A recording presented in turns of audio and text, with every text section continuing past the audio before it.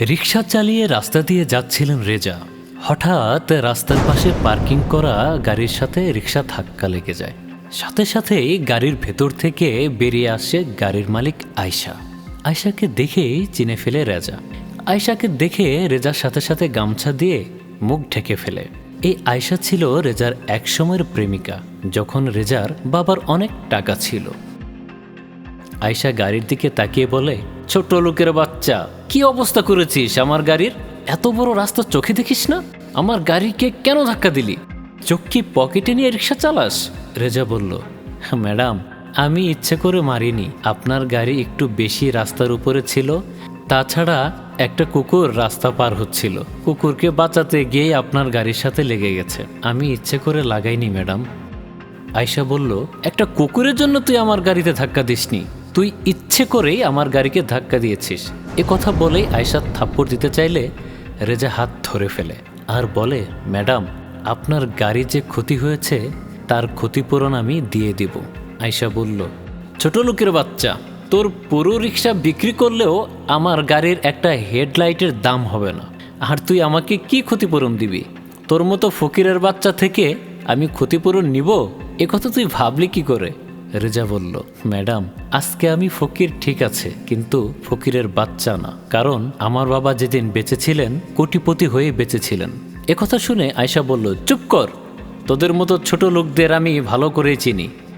রেজা বলল, তাহলে আসল কাহিনীটা আপনাকে বলি, আশা করি বুঝতে পারবেন। আমার বাবা ছিলেন এই শহরের নামকরা ব্যবসায়ী।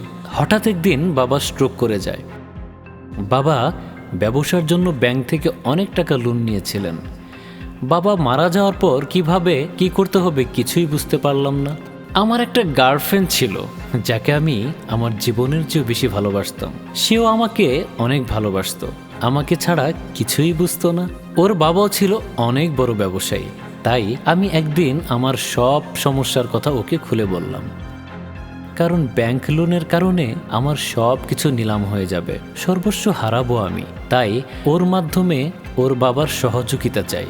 আর ওর বাবা সুযোগ বুঝে আমাকে একদম নিঃস্ব করে দেয়। অবশ্য অনেক পরে জানতে পারি মূলত ওর বাবাই ছিল আমাদের কোম্পানির সবচেয়ে বড় শত্রু। আর তোমার প্রেমটাও ছিল সাজানো গোছানো একটা নাটক। এই কথা বলে রেজা মুখ থেকে গামছাটা সরিয়ে নেয়। আয়শা রেজাকে দেখে চমকে ওঠে।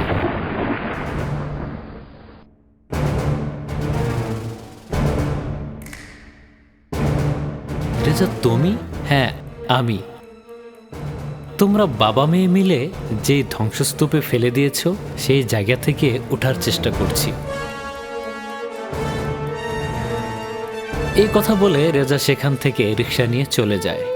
আয়শার চুপ করে দাঁড়িয়ে থাকা ছাড়া আর কিছুই করার ছিল না। এতক্ষণ আয়শার বর্তমান প্রেমিক পাশ থেকে তাদের সব কথা শুনছিল। রেজা যাওয়ার পর আয়শার সামনে এসে দাঁড়ায়। ওয়াও, তাহলে তুমি এই রিকশাওয়ালাকে ভালোবাসতে, ওকে সর্বশান্ত করেছো, আর এখন আমাকে ভালোবাসো? আয়শা বলল, তুমি ভুল বুঝছো, ওর সম্পর্কে আমি কিছুই জানি না, আমি ওকে চিনি না। ছেলেটি বলল, দেখো, আমি নিজের চোখে দেখেছি, নিজের কানে শুনেছি তোমরা কি বলতেছিলে। যখন ওই ছেলেটির বাবার অনেক টাকা পয়সা গাড়ি বাড়ি ছিল, তখন তুমি ওই ছেলেটিকে ভালোবেসেছিলে। আজ সে গরিব হয়েছে বলে তুমি তাকে ছেড়ে দিয়েছো। আর কাল আমি যদি গরিব হয়ে যাই, তাহলে তুমি আবার আমাকেও ছেড়ে অন্য কারোর কাছে যাবে, তাই না? এটাই তোমার আসল রূপ, তাই না?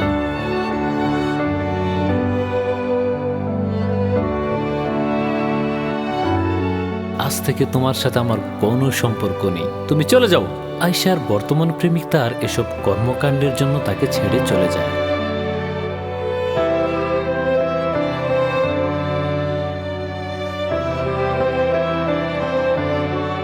আসলে আমরা টাকার মোহে এতটাই ঝুলে পড়ি, আল্লাহর ভয় মন থেকে চলেই যায়। অনেক টাকা থাকা সত্ত্বেও আমাদের চাহিদা মেটে না, আর সেটাই আমাদের জীবনের কাল হয়ে দাঁড়ায়। আর সত্যিকারের ভালোবাসার সাথে বেইমানি করলে আল্লাহ তাআলা ক্ষমা করেন না।